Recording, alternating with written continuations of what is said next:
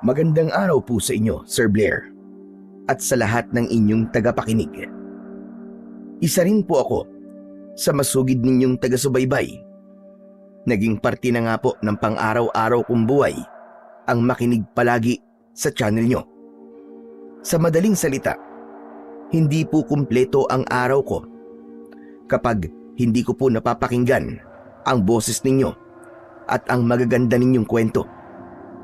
Ang tagal ko nang gustong magbahagi ng aking istorya. Subalit, ngayon lang po ako nagkaroon ng sapat na lakas ng loob.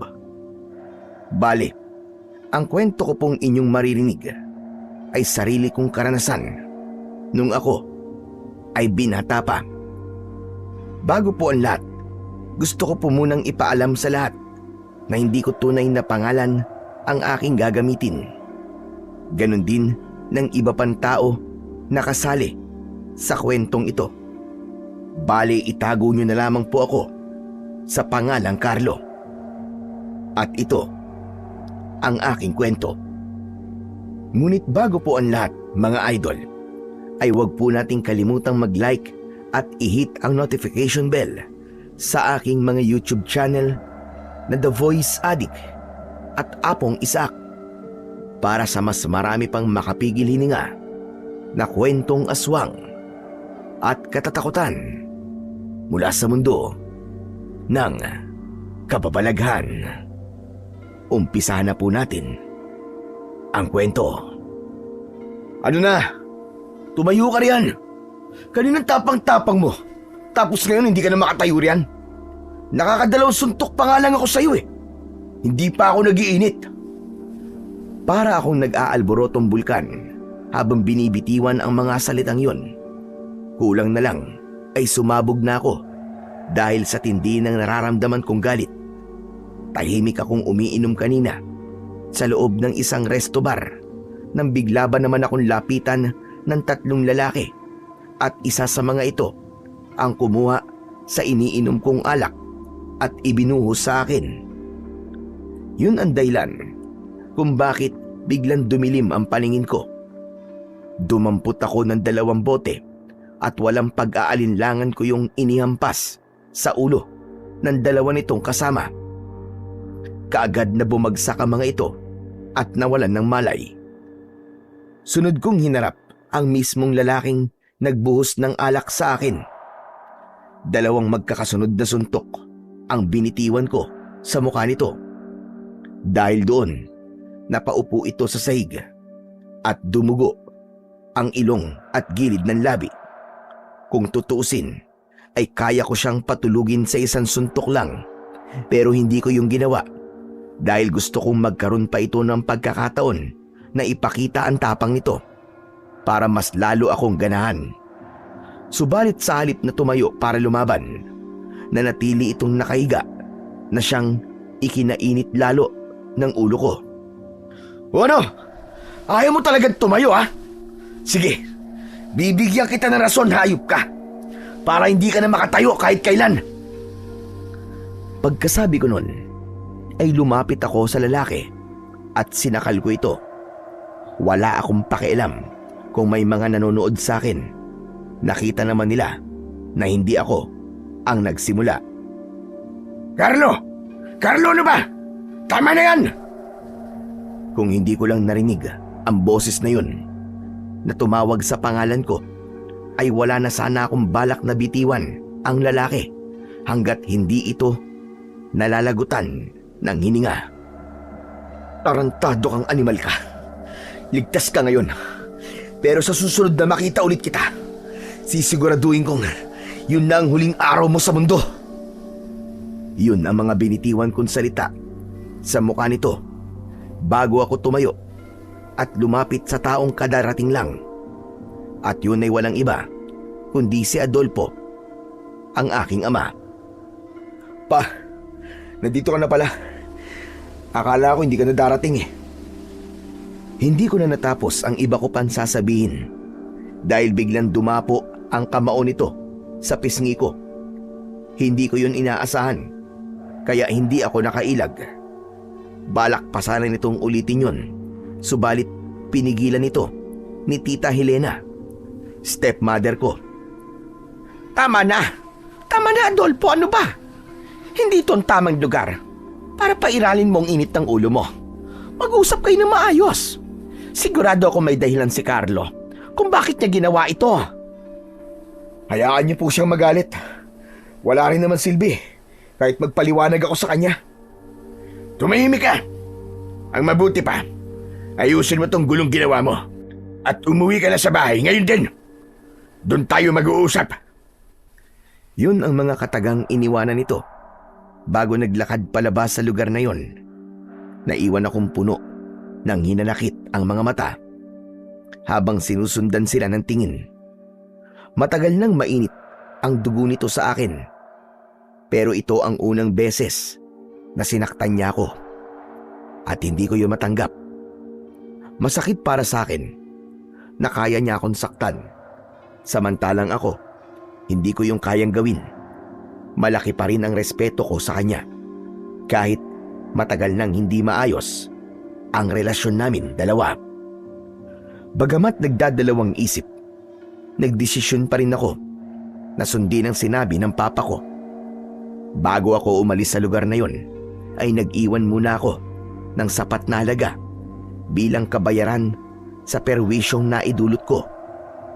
Mula roon, nagmaneho ako ng mahigit kumulang 15 minutos bago narating ang tapat ng bahay namin. Pagbaba ko sa sasakyan ay bigla akong binalot ng lungkot habang nakatingin sa pintuan. Noong panahong buhay pa si Mama, kapag alam niyang dumating na ako, ay kagad siyang tatakbo palabas at sasalubungin ako ng yakap. Isa sa dahilan kung bakit mas pinili kong umalis sa bahay na yon ay dahil gusto kong takasan ang lungkot na nararamdaman ko. Kahit saan sulok kasi ako tumingin, siya ang naaalala ko. 5 taon na ang nakalipas simula nang mawala siya, subalit nandito pa rin sa dibdib ko ang sakit.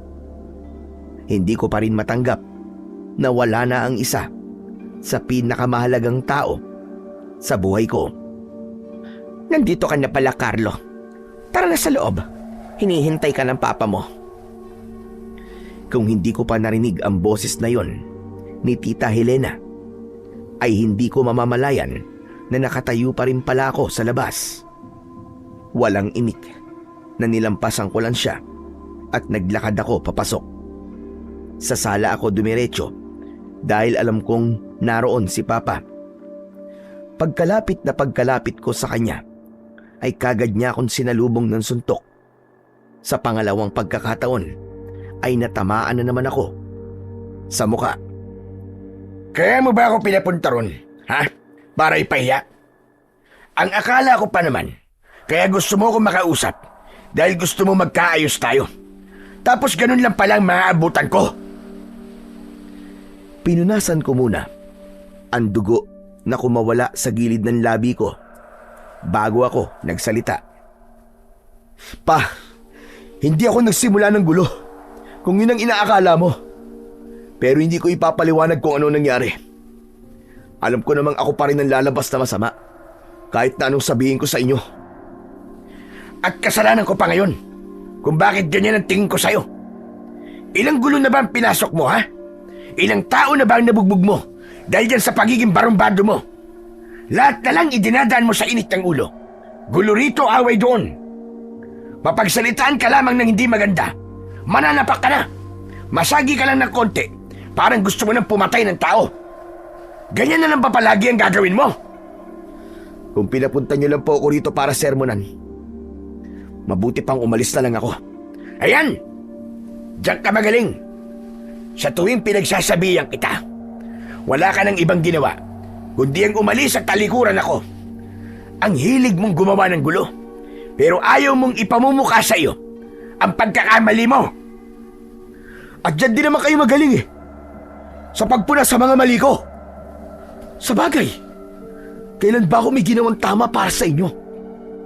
Lahat naman ng gawin ko, puro mali sa paningin mo. Ni minsan ba, pinakinggan niyo mga paliwanag ko? Hindi naman, di ba? Huwag mo akong baligtarin dito, Carlo. Gusto kong itama mo ang mga pagkakamali mo. Dahil ayoko na habang buhay kang ganyan. Hindi ka na bata. 30 anyos ka na. Masama bang gustuin kong makita ka nagsisikap para sa sarili mo kaysa mabalitaan palagi na meron kang taong napa-ospital? Sabihin niyo na lahat ng gusto niyo sabihin. Wala akong pakialam. Hindi mo ba ako naiintindihan, ha, Carlo? Tumatanda na ako. May mga nararamdaman na ako sa katawan. Minsan nga gusto ko na lang matulog maghapon. Pero paano ko gagawin yon kung wala mag-aasikaso sa negosyong pinaghirapan ko?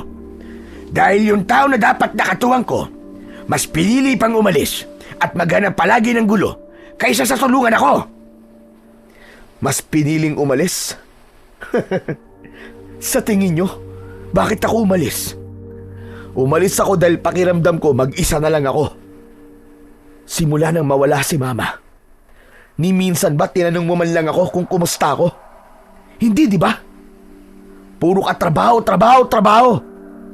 Tapos isang araw nabalitaan ko na lang na may bago ka na pala. Sa tingin mo ba hindi masakit para sa akin yun, ha? 1 taon pa lang. 1 taon. Nagawa mo na kagad siyang palitan. At sa kaibigan pa talaga niya. Minsan tuloy hindi ko magawang mag-isip ng hindi maganda. Na baka dati na kayo may relasyon. At matagal nyo nang niloloko si Mama. Isa na namang malakas na suntok ang nagpatumba sa akin. Tumama yun sa kanan kong pisngi. Wag mo akong pagsasalita ng ganyan, ha? Dahil hindi mo alam ang mga pinagdaanan ko nung nawala ang mama mo. Halos isubsob ko ang sarili ko sa trabaho para lang malibang at hindi ko maramdaman ang sakit. Kung totoo yung sinasabi mo, bakit ganun kabilis mo lang siya pinalitan? At bakit sa kaibigan pa niya mismo? Ano ba nakita mo sa babaeng yan? Para ipagpalit si Mama ng ganun-ganun na lang. Ayusin mo ang pananalita mo, Carlo. Huwag mong binabastos ang tita Helena mo. Tinatanong mo kung bakit siya. Dahil siyang dumamay sa akin noong mga panahong nagluluksa ako. Kung ganun, mas mabuti pa pala kayo dahil nakahanap kayo ng dadamay sa inyo. Samantalang ako hanggang ngayon, mag-isa ko pa rin hinaharap ang lungkot at sakit. Tama na yan. Tama na. Ano ba naman kayo mag-ama? Sa tingin niyo ba ay matutuwa si Glenda kapag nakita niya kayo nag-aaway? Mamaya niyan ay bumangon pa sa hukay yun para lang pagbatiin kayong dalawa. Adolfo, pakinggan mo muna ang paliwanag ni Carlo bago ka magalit sa kanya. At ikaw naman, Carlo, huwag mong sabihin na mag-isa ka na lang. Nandito kami ng papa mo. Pwede ka naman bumalik dito kahit na anong oras. Hindi na kailangan. Sanay na ako mag-isa. Kung wala na kayong sasabihin, aalis na ako. Hindi ka aalis hanggat hindi ko sinasabi. Naudlot ang gagawin ko sanang pagtalikod dahil sa sigaw na yun ni Papa. Tumingin ako sa kanya at sinalubong ang galit niyang mga mata. Aalis ako kung gusto ko at wala ka magagawa. Talaga bang matigas ka, ha? Tignan natin ang tapang mo. Sige, umalis ka. Pero itong tatandaan mo, sa oras na lumabas ka sa pamamahay na ito, kakalimutan ko ng anak kita. Alam mo ba kung anong ibig ko sabihin? Ibig ko sabihin, wala ka nang makukuha sa akin, kahit ni singkong duling. Sa halip na mabahala sa sinabi nitong yun, ay napailing na lang ako. Kasunod nun, ay dinukot ko ang susi ng kotse sa bulsa ng suot kong pantalon at inihagis yun sa harapan nito. Matagal mo nang ipinaramdam sa akin na wala akong ama. Kaya gawin mo kung anong gusto mong gawin. Wala akong pakialam. Pagkasabi ko nun, ay walang lingon akong naglakad palabas ng bahay. Sumakay na ako ng taxi, pauwi sa tinutuluyan kong apartment. Iniwan ko na ang kotseng dala ko kanina. Sa kanya kasi galing yun. Bigay niya nung ika-21st birthday ko. Nang makauwi ako, ay saka ko na lang naramdaman ang tama ng alak na ininom ko. Pagdantay ng likod ko sa higaan, ay agad akong nakatulog. Kinabukasan, maaga akong gumising para maligo at mag-empake. Bala kong pumunta sa Bicol kay Lolo Ambo, tatay ni Mama. Pupunta ko ron para magpalamig ng ulo at para makapag-isip-isip na rin. Babalik na lang ako kapag handa na akong harapin ulit si Papa. Sa ngayon, magpapakalayo-layo muna ako nang hindi niya nalalaman. Bago sumapit ang 8:00, ay nasa sakayan na ako ng bus papuntang Bicol. Wala pang ganong pasahero sa loob ng bus na sinakyan ko, kaya ilang minuto pa akong naghintay. Yun ang unang beses na sumakay ako sa pampublikong transportasyon, kaya hindi ako sanay. Naging kainip-inip sa akin ang bawat pagpatak ng minuto. Nang hindi makatiis, ay tinawag ko ang konduktor at tinanong kung pwedeng bayaran ko na lang ang mga bakanting upuan para makaalis na kami. Hindi ko naman intensyon na magmukhang mayabang.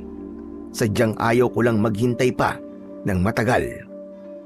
Kinausap muna ng konduktor ang driver at nang pumayag ay kagad akong nagbayad. Makalipas ang ilang segundo ay nagsimula na kaming umusad.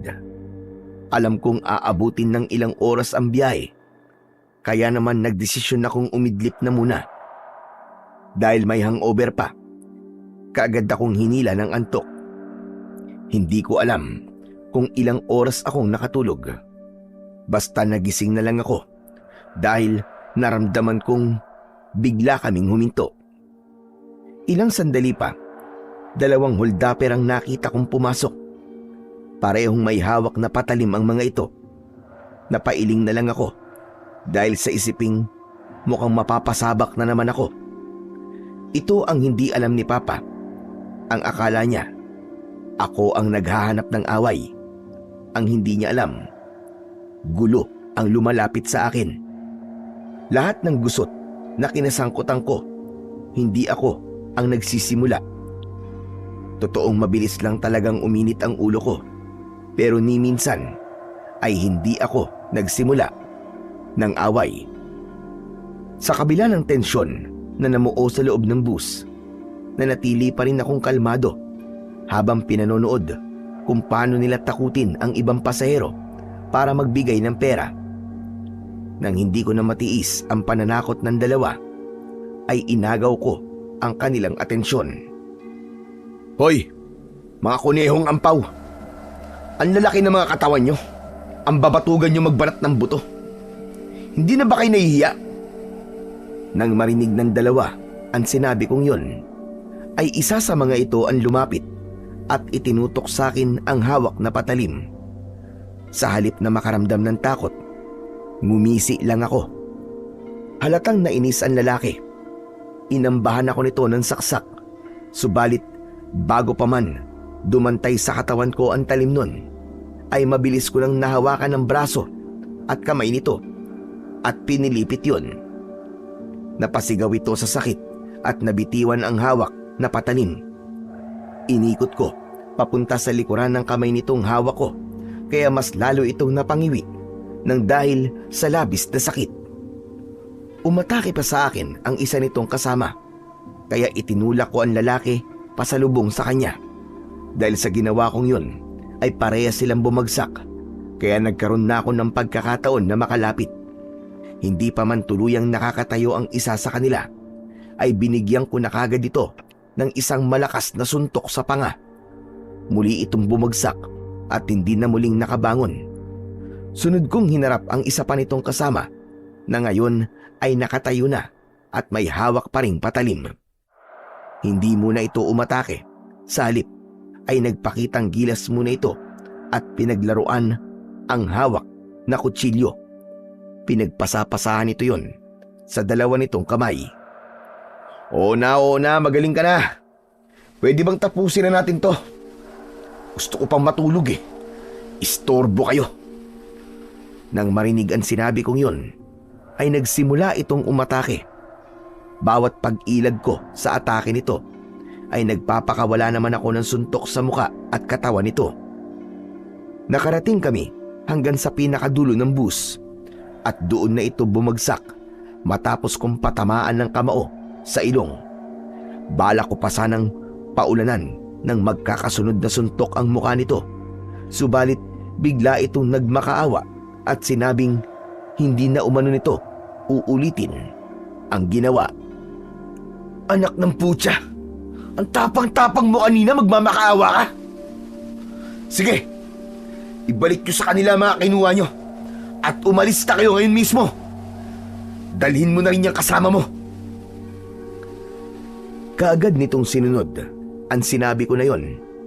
Ibinalik nito sa mga pasahero ang mga pera at gamit at pagkatapos ay hinila nito pababa ng bus ang walang malay nitong kasama. Hayaan nyo na po sila. Nadala na ang mga yan, kaya sigurado ako na hindi na sila uulit. Tara na, umalis na tayo. Yun ang sinabi ko sa driver nang mapansin kong ayaw pa rin itong paandarin ng bus. Tumingin ito sa akin at tumango.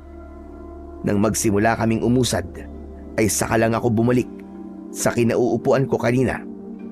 Muli akong sumandal at pumikit. Kalat na ang dilim sa paligid nang makarating kami sa terminal ng Bicol. Yun ang unang beses na nakapunta ko sa lugar na yon. Kaya naman, kinailangan ko pang magtanong-tanong kung saan ang sakayan ng jeep papuntang Sitio Macabebe. 5 katao ang napagtanungan ko at lahat sila ay iisa ang sagot. Ayon sa kanila, wala na raw umanong bumabiyahing sasakyan papunta sa lugar na pupuntahan ko dahil napapabalita raw kasi na maraming kababalaghan ang nangyayari doon. Pinayuhan pa nga nila ako na wag na lamang tumuloy para sa aking kaligtasan. Bagamat hindi naniniwala, wala akong mapagpilian kung hindi ang maghintay muna sa terminal at nagbabaka sakali na baka may masakyan.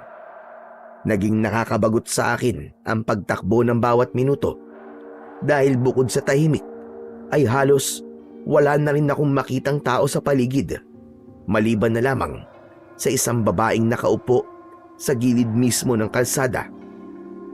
Nakayuko ang ulo nito at halatang umiiyak dahil yumuyug-yug-yug ang balikat.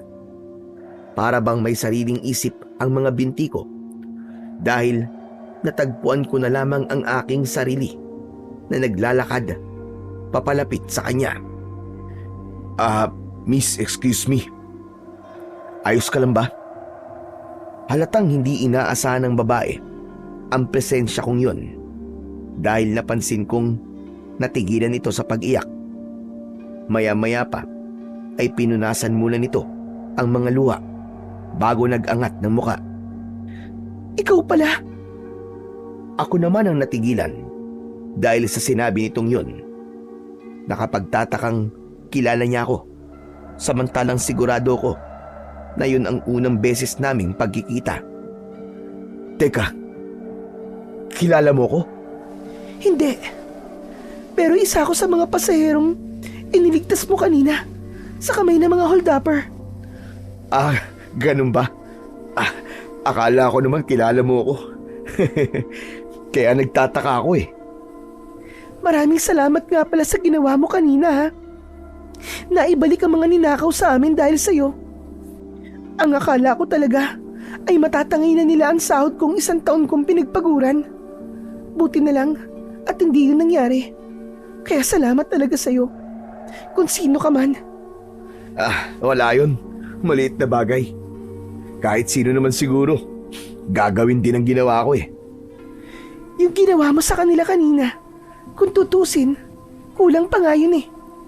Kung naging lalaki lang ako, nako, bugbog sarado talaga sa akin ang mga batugan na yun. Baka dila lang nilang walang latay. Kaya, pasalamat talaga sila at naging babae ako. Nang mga sandaling yon, hindi ko alam kung maaawa pa rin ako sa babae o matatawa. Hindi ko kasi inaasahan na madaldal pala ito. Ah, mabuti na lang pala at naging babae ka, no? Dahil kung hindi, baka mamaya niyan mas basagulero ka pa sa akin. Teka, ibig mo sabihin basagulero ka?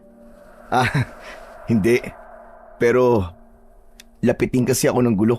Kaya yun, madalas ako mapasabak. Ibig sabihin, sanay na sanay ka pala sa mga bakbakan. Kaya palang galing makipaglaban kanina. Ah, hindi naman. Medyo marunong lang. Ah, siya nga pala. Bakit ka ba umiiyak?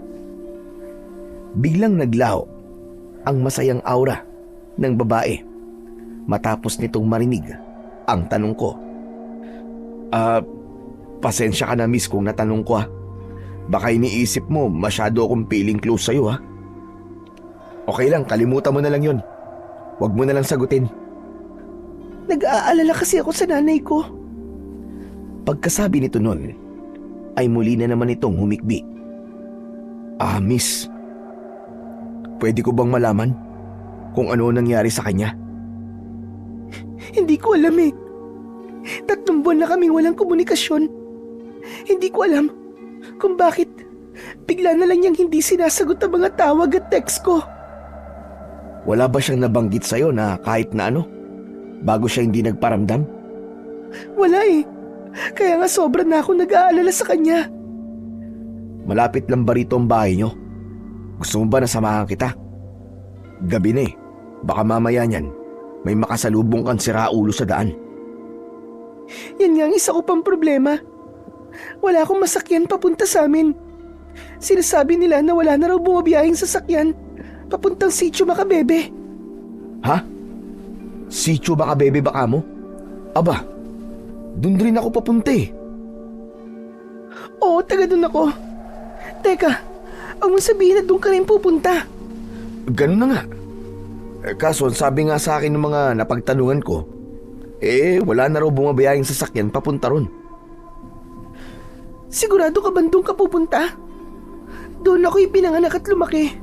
Halos lahat ng tao ron ay kilala ko. Pero ikaw, ngayon lang kita nakita. Kasi hindi naman ako taga ron. Dadalawin ko lang ang lolo ko. Baka kilala mo siya. Ambo ang pangalan niya. May kilala akong Ambo ang pangalan. Pero hindi ako sigurado kung pareho tayo ng Ambo na tinutukoy. Sa bagay, baka nga magkapangalan lang. Pero teka miss, hindi ba taga ron ka? Dati pa ba na wala talagang bumabiyahing sasakyan papunta sa inyo? Hindi ah. May mga tricycle at jeep na dati nang bumabiyahe papunta ron. Kaya nga, madali lang sa amin dati magpabalik-balik dito sa bayan. Hindi ko alam kung kailan pa nagkaganito. Mas lalo tuloy akong kinakabahan para kay nanay. Teka. Malayo ba ang Sitio Macabebe mula rito? Medyo may kalayuan din. Dead end na kasi ang lugar namin. Umaabot ng mahigit 1 oras ang biyahe sa jeep. Kung maglalakad tayo, sa tingin mo, gaano katagal tayo bago makarating doon? Ha? Maglalakad? Sigurado ka ba? May 2 tayong pagpipilian. Una, manatili rito at maghintay sa wala. Pangalawa, maglakad ng malayo pero tiyak naman na makakarating tayo. Gusto mo makita ang nanay mo, di ba? Ngayon na ba? Oo, pero pwede rin namang mamayang madaling araw. Ikaw, kung anong gusto mo. Ngayon na? Anong oras na ba? 9:00? Mga 12:00 siguro. Nandun na tayo. Kung ganun, tara na. Akin na ang bag mo. Ako na ang magdadala niyan. Wag na. Nakakahiya naman sa'yo. Ayos lang. Ikaw na rin ang nagsabi na malayo ang pupuntahan natin. Baka mapagod ka, lalo na kung may bitbit kang mabigat. O sige, sabi mo eh. Tara na. Ayos. Saan ba tayo? Itinuro ng babae ang isang kalsadang paliko na nasa hindi kalayuan. Kasunod nun ay nagpatiuna na itong maglakad. Ako naman ay tahimik lang na sumunod sa kanya. Makalipas ang mahigit kalahating oras na paglalakad, ay niyaya ko muna siyang magpahinga saglit. Rinig ko kasi na hinihingal na siya. Teka. Pahinga muna tayo kahit 5 minuto lang. Nakakapagod maglakad eh. Lubak-lubak kasi ang daan. Oo nga eh. Ano, ayos ka lang ba? Oo naman. Ikaw nga ang hindi mukhang okay. Hingal na hingal ka na eh. Kaya mo pa ba?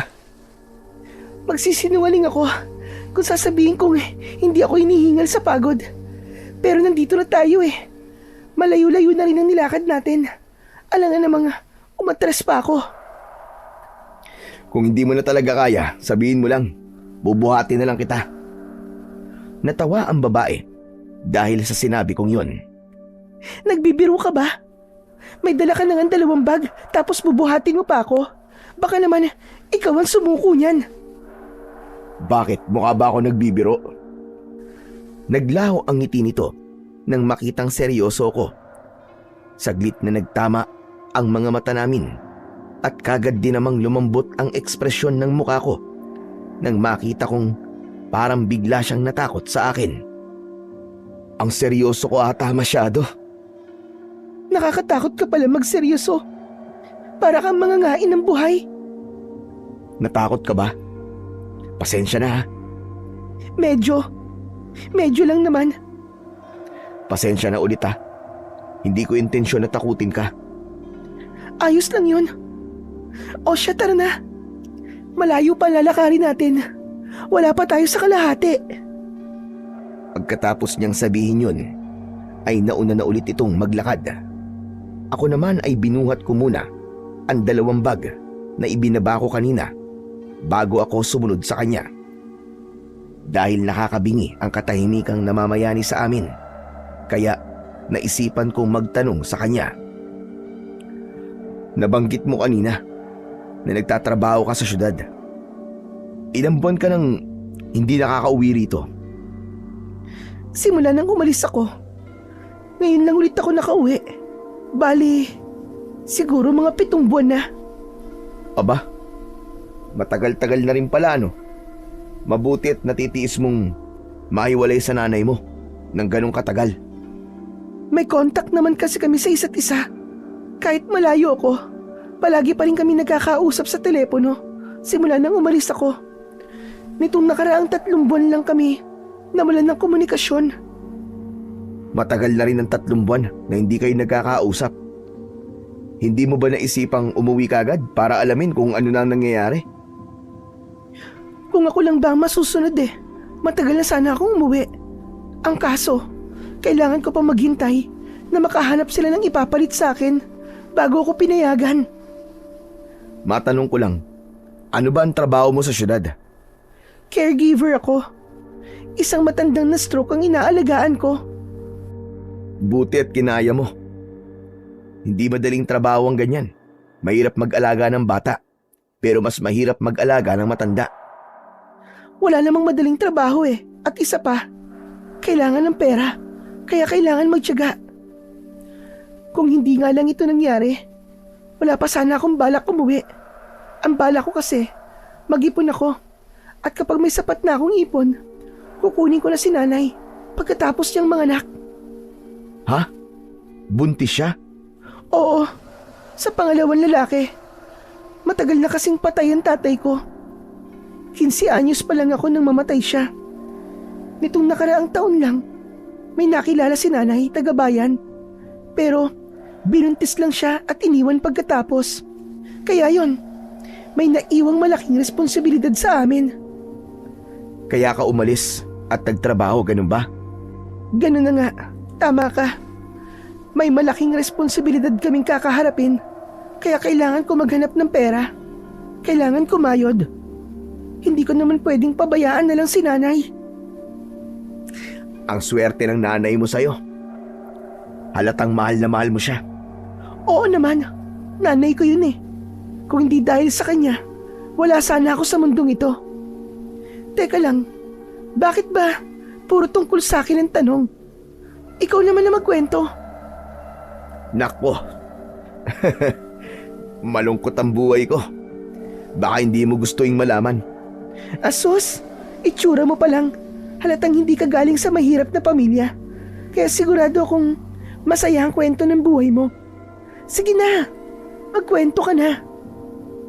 Bakit kapag mayaman ba ang isang tao, masaya na kagad ang buhay? Aba oo syempre. Wala kayong problema. Marami kayong pera eh. Mali ka dun. Hindi lahat ng may pera masaya. May mga bagay na hindi kayang bilhin at ibalik ng pera. Katulad ng ano? Katulad ng buhay ng isang tao. Napahinto sa pagakbang ang babae at tumingin sa akin. Halatang nabasa kagad nito kung ano ang gusto kong tukuyin. Pasensya ka na sa mga nasabi ko Kaya ko lang naman nasabi yun dahil kaming mahihirap. Pera ang pinaka-problema namin. Kayong mayayaman, marami kayong pera. Kaya akala ko wala na kayong problema. Ay, bakit ba ang hina kong mag-isip minsan? Pasensya ka na talaga Ano ka ba? Ayos lang. Hindi mo kailangan humingi ng pasensya. O ano, malayo pa ba tayo? Medyo malayo pa. Bakit, pagod ka na ba? Akin ang bag ko. Ako naman ang magdadala. Hindi. Naitanong ko lang. Magdadalawang oras na rin kasi yata tayo naglalakad eh. Mga 1 oras pa siguro bago tayo makarating doon. Grabe. Ang layo nyo pala talaga sa bayan, no? Mabuti na lang at maliwanag ang buwan. Kahit papano, maliwanag din ang dinadaanan natin. Oo nga Kung mag-isa lang siguro ako, baka kanina pa ako inimatay dahil sa takot na nararamdaman ko. Ha? Natatakot ka? Malamang. Tignan mo naman, hating gabi na. Tapos, tayong dalawa lang ang tao. Puro puno pa ang dinaraanan natin. Hindi ko lang ipinapaalata, pero nakakatakot naman talaga. Saan ka ba natatakot? Sa akin? O sa lugar? Siyempre sa lugar. Kung takot ako sa'yo, hindi sana ako pumayag na maglakad kasama ka. At isa pa, hindi ka naman mukhang masamang tao Iniligtas mo nga kami kanina, hindi ba? Mabuti na lang pala at mabait talaga akong tao, no? Kaya ikaw sa susunod, huwag kang basta-basta magtitiwala kahit kanino.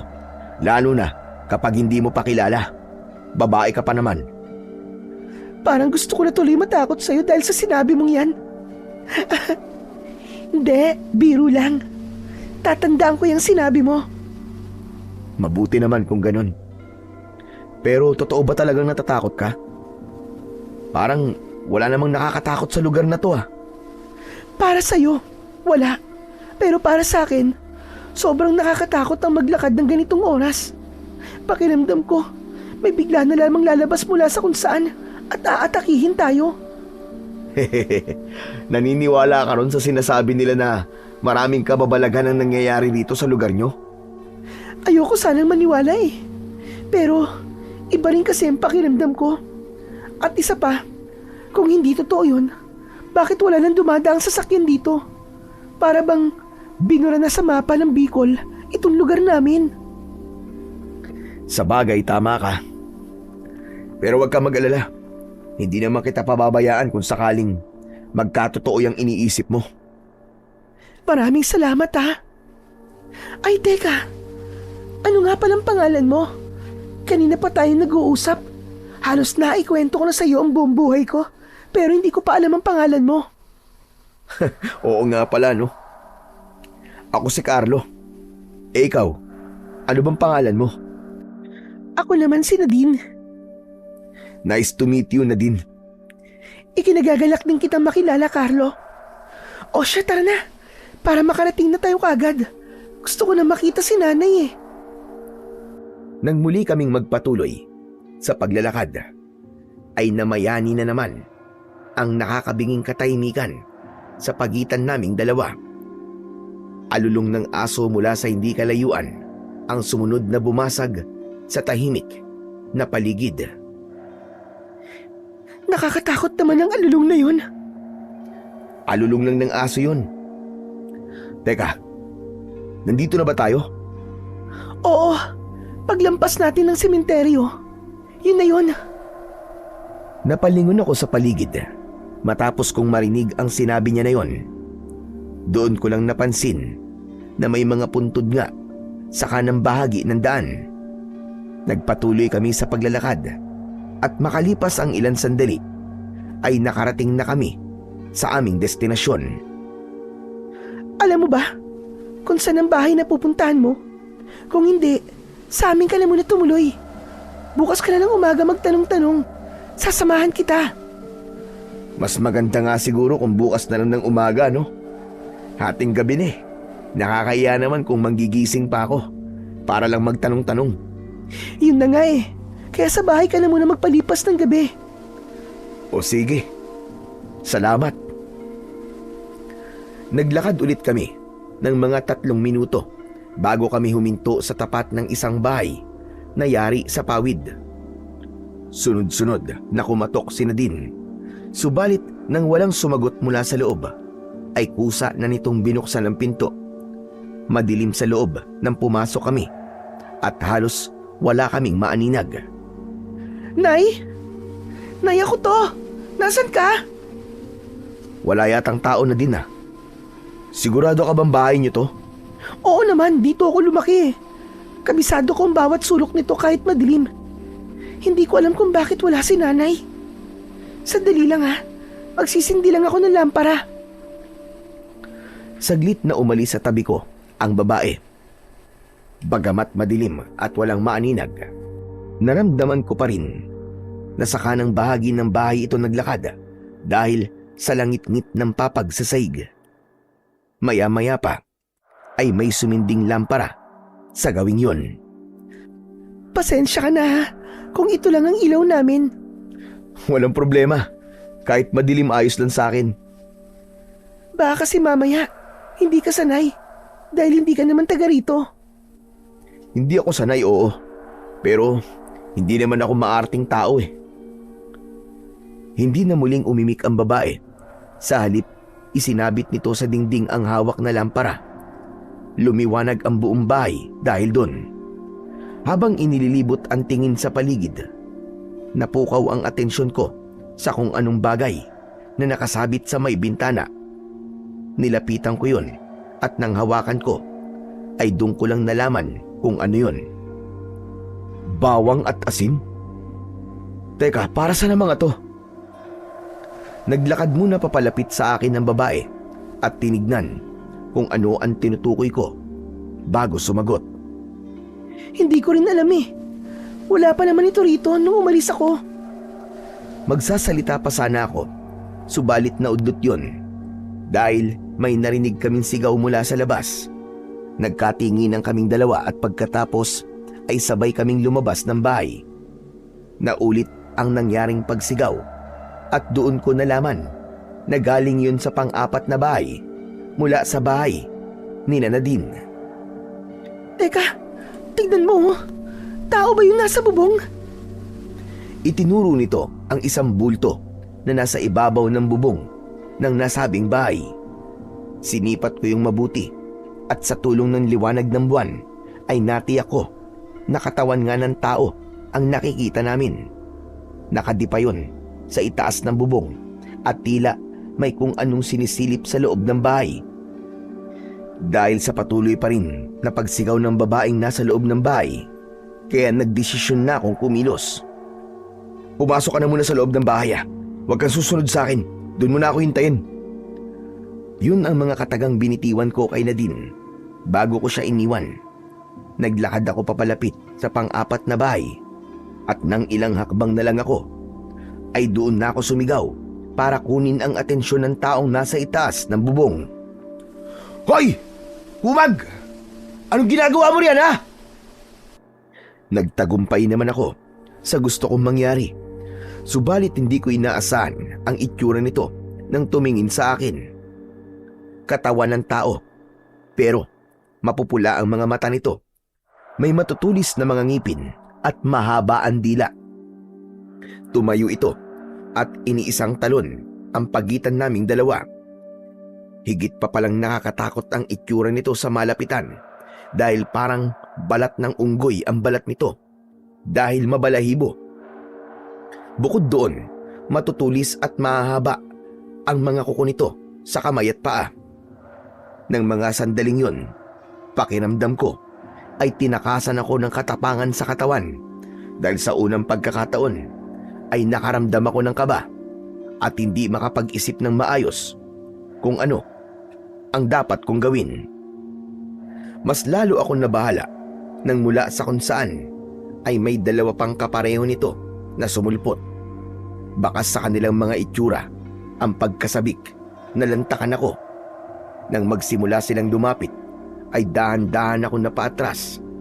Nag-iisip kung sa paanong paraan makakatakas. Kahit tumakbo ako, hindi ako makakalayo. Nagpatuloy ako sa pag-atras hanggang sa makarating ako sa tapat ng bahay ni Nadine. Bumukas ang pinto at lumabas ang dalaga. May bitbit itong isang garapon. Lumapit siya sa akin at isinaboy sa 3 nilalang ang laman ng garapon na hawak nito. Nakita ko kung paanong para silang napapaso matapos matamaan ng asin. Bawat parte ng katawan nila ay biglang umuusok kapag natatamaan. Tara na! Pumasok ka na dito, dali! Pagkasabi nun ay hinawakan niya ako sa kamay at hinila papasok sa bahay. Pambihira! Anong mga nilalang ngayon? Hindi ko rin alam. Ngayon lang ako nakakita ng ganun. Pero paano mo nalaman? Natakot sila sa asin. Dahil dito. Malamang dahil sa kanila. Kaya nagsabit ng ganito si nanay para pangontra. Ang tinutukoy ni Nadine ay ang asin at bawang na nakasabit sa may pintuan. Katulad ng nakita ko kanina sa may bintana. Magsasalita pa sana ako, subalit naudlot yun dahil may sunod-sunod na bumagsak sa bubong. Kasunod nun, matutulis na mga kuko ang nakita naming tumagos doon at pilit na sinisira ang pawid. Halata sa kilos ng mga ito ang pagiging agresibo na sirain ang bubungan para makapasok. Mukhang hindi sila aalis. Anong gagawin natin? Nakapagtataka. Kanina, halos ayaw nila akong atakihin. Pero matapos mo silang sabuyan ng asin, bigla silang naging agresibo. Hindi ko alam kung tama ang hinala ko. Pero sa tingin ko, hinintay lang nila na tayo ang unang umatake. Ano nang gagawin natin? Wala na kaming asin. Ubus na. Hindi asin ang kailangan natin. May armas ka ba rito? Armas? Kutsilyo lang ang meron dito eh. Pwede na yan. Akin na. Teka lang. Kukunin ko. Natatarantang umalis ang dalaga. At nang bumalik ito, ay may dala ng kutsilyo. Kaagad ko naman yung kinuha. Maghanap ka na mapagtataguan mo. Huwag kang lalabas hanggat hindi ko sinasabi, ha? Pero paano ka? Baka hindi mo sila kayanin. Kung mamamatay lang din ako ngayong gabi, mas gusto kong mamatay na lumalaban. Sige na, magtago ka na. Malapit na silang makapasok. Bilisan mo! Nang umalis na si Nadine para magtago, ay isa-isa kong kinuha ang mga bawang at asin na nakasabit.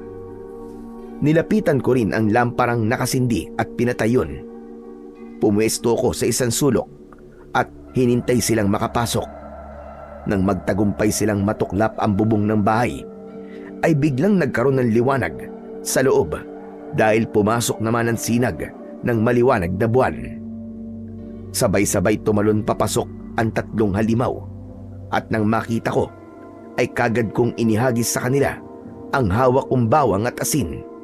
Pagkatapos nun ay tumakbo ako papunta sa madilim na parte ng bahay at doon ko sila hinarap. Hindi ako umatake. Hinintay ko lang kung sino ang lalapit. Tsaka ko iwinasiwas ang hawak kong patalim. Isa sa mga ito ang nagtagumpay na masunggaban ako sa kaliwang braso ko, kaya napangiwi ako sa sakit. Para makawala, binitiwan ko ang hawak kong patalim at sinalo ko yun gamit ang isa kong kamay. Nang mahawakan ng armas, ay wala akong inaksayang sandali. Kaagad ko yung itinarak sa leeg nito. Makalipas ang ilang segundo, ay bumagsak na kagad ito sa saig. Matapos makita ang nangyari sa kanilang kasama, ay mas lalong naging agresibo ang dalawa pang natitirang halimaw. Sabay na umatake ang mga ito sa akin.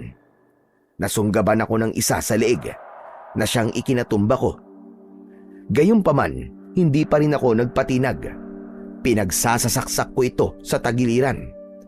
Nang tangkain itong lumayo, ay iniyakap ko rito ang braso kong sugatan. Ginawa ko yun para hindi ito makawala sa ginagawa kong pagsaksak sa tagiliran nito. Nang bumagsak ang ulo nito sa leeg ko, ay saka lang ako tumigil. Hindi pa man nakakabawi sa sakit, ay naramdaman kong may kumagat sa kanang kong binti at hinila ako. Muli akong napangiwi dahil sa panibagong sakit na naramdaman ko.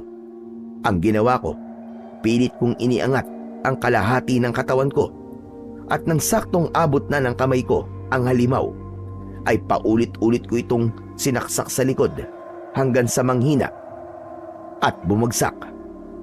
Nang matiyak kong wala na itong buhay, ay saka ko lang ibinagsak ang likod ko sa saig at pumikit. Carlo! Carlo!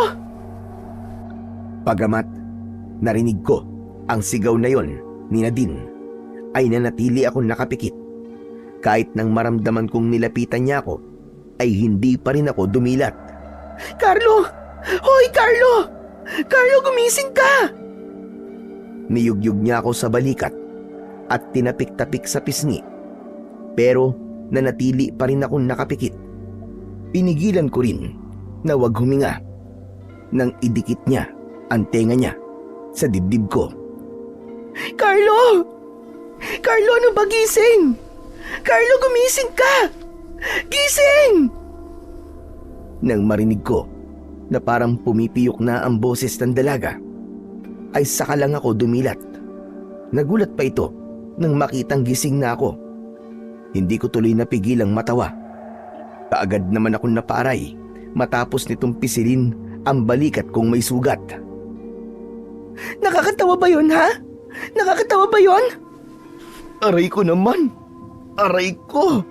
Nakaligtas nga ako sa mga yun. Pero mukhang sa kamay mo naman ako mamamatay, pambira ka, oo. Eh, ikaw eh. Kita na nga nag-aalala yung tao at tawanan mo pa. Nagawa mo pa talagang magpatay-patayan. Parang masaya ka pa sa ginawa mo, no? Masaya nga ako. Dahil ngayon lang ako nakontento sa isang laban. Sa dinami-dami ng gulong na pasukan ko, ngayon lang ako nasiyahan ng todo. Ganito yung gusto ko. Yung hindi sa una lang magaling ang kalaban. Ah, gusto mo pala yung ganyang kulang na lang ay mapatay ka na. Paano ngayon yan? Sinong gagamot niyang mga sugat mo? Pambihira naman, oo. Kung kaya ba ng konsensya mo na makita akong malagotan ng hiningi matapos kitang iligtas, hayaan mo na lang ako. Aray, ang sakit. Nangungonsensya ka pa talaga eh, no? Sige na nga. Nagbibiro lang naman ako. Kaya mo bang makaupo? Parang hindi eh. Aray, ang sakit ng buong katawan ko. Nang marinig ang sinabi ko na yon, ay tinulungan nito akong makaupo. Wala akong kahit na anong gamot dito. Kaya lilinisan ko na lang yung mga sugat mo at tatalian pagkatapos. Ayos lang ba sa iyon? May karayom at sinulid ka ba riyan? Gusto ko sanang tahiin mo tong nasa balikat ko. Ano? Tatahiin ko? Sigurado ka ba? Oo, para magsara. Kaya mo ba? Bakit ako tinatanong mo? Magtatahi lang naman ako. Hindi naman ako masasaktan. Ikaw ang dapat tanungin ko niyan. Kaya mo ba? Kayang-kaya. O sige, ikaw ang masusunod. Sandali lang. Ihahanda ko lang ang mga gagamitin ko. Umalis ang dalaga sa harapan ko. At saglit na naging abala sa paghahanda ng mga gagamitin nito sa panggagamot sa mga sugat ko. Makalipas ang ilang minuto, bumalik ito sa tabi ko. Nagsindi muna ito ng lampara at inilagay yon sa tabi ko bago sinimulang linisin ang sugat ko. Pagkatapos nitong linisin, at talian ng sugat ko sa binti at braso ay ang sugat ko naman sa balikat ang hinarap nito. Tatayin ko na ha? Handa ka na ba? Sa halip na sagutin ang tanong nito, ay dinampot ko ang hinubad kong damit pang itaas at ipinasok ko yun sa sarili kong bibig.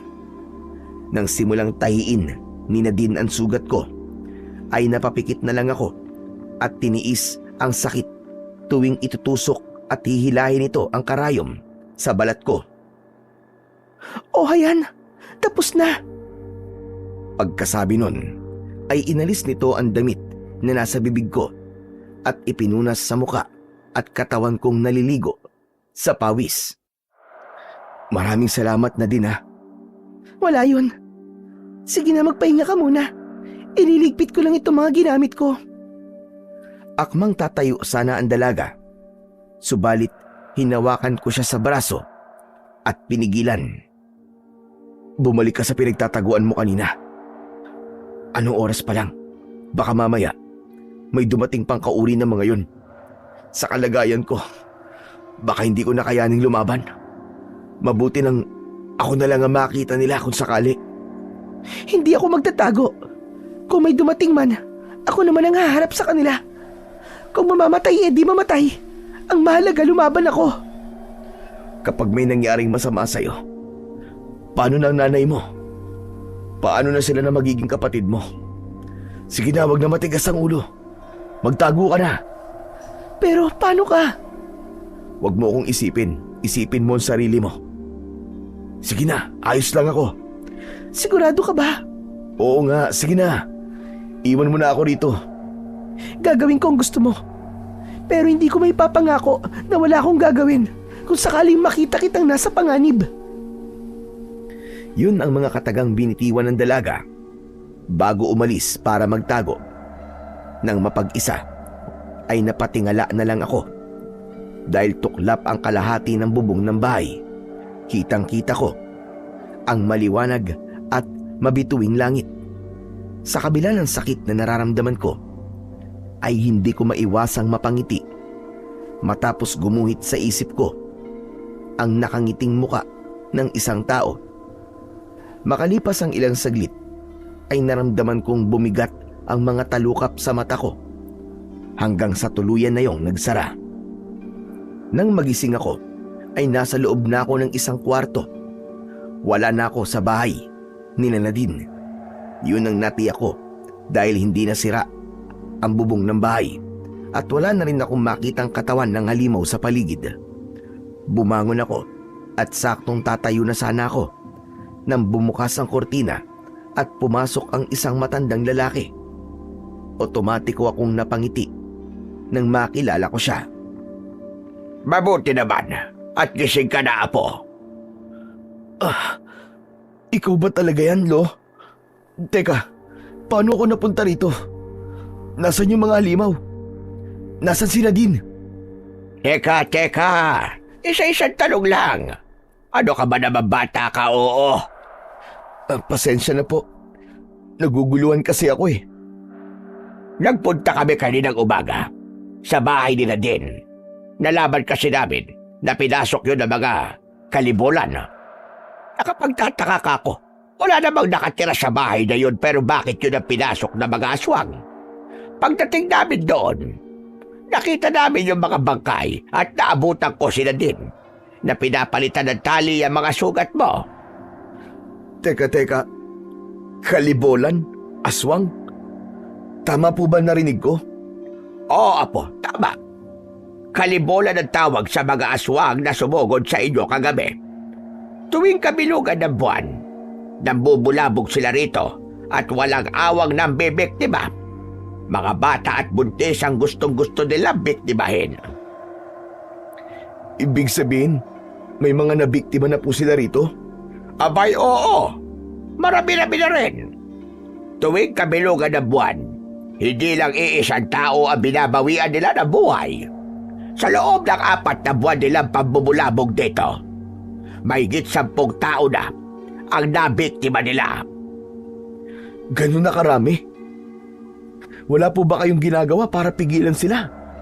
Hindi po kayo lumalaban? Marami nang nagtangka. Pero lahat ng naglakas ng loob na lumaban ay nabigulan din.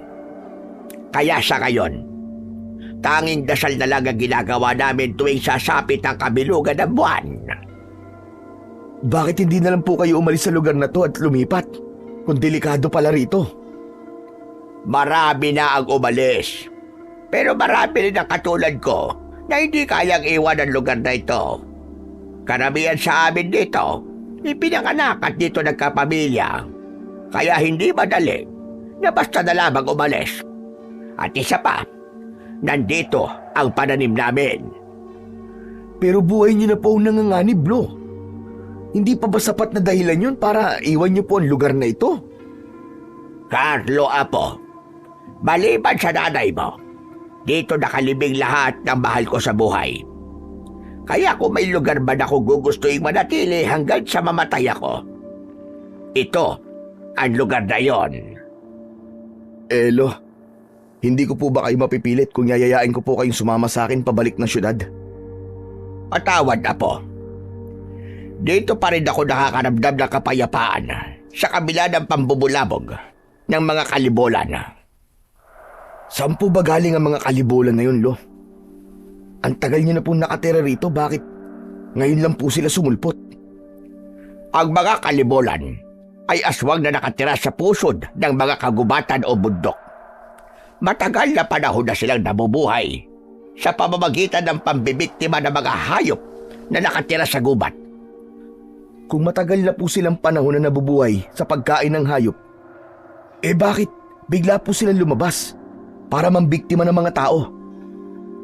Dahil wala na silang makitang hayop sa gubat. Halika, may ipapakita ko sa iyo, Apo. Pagkasabi nun, ay tumayo ang matanda at naglakad papalapit sa nakabukas na bintana.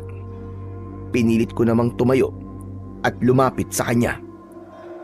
Nakikita mo ba yon? Isa yan sa pinakamalawak na gubat dito sa Bicol. Itinuro ng matanda ang isang kagubatan na abot tanaw mula sa kinatatayuan namin. Ano pong kinalaman ng kagubatan na yan sa mga nangyayari, Lo? Naniniwala kami na dyan nakatira ang mga kalibulan na umaatake rito. Pero dahil nakakalbo na, marahil ay wala na silang makitang hayop kaya lumalabas na sila para maghanap ng makakain. Ito ang pinakamalapit na lugar mula sa gubat na yan. Kaya ito ang pinupuntahan nila. At sa tingin ko, nagustuhan nila ang laman ng tao. Kaya naman bumabalik-balik sila. At kapag naubos na po ang mga tao rito, maghahanap na naman sila ng ibang lugar, ganun po ba? Ganun na nga, natumbok mo. At itong napakagandang lugar na ito, baka tuluyan na talagang mabura sa mapa. Dahil sa sinabing yon, ay inilibot ko ang paningin sa paligid.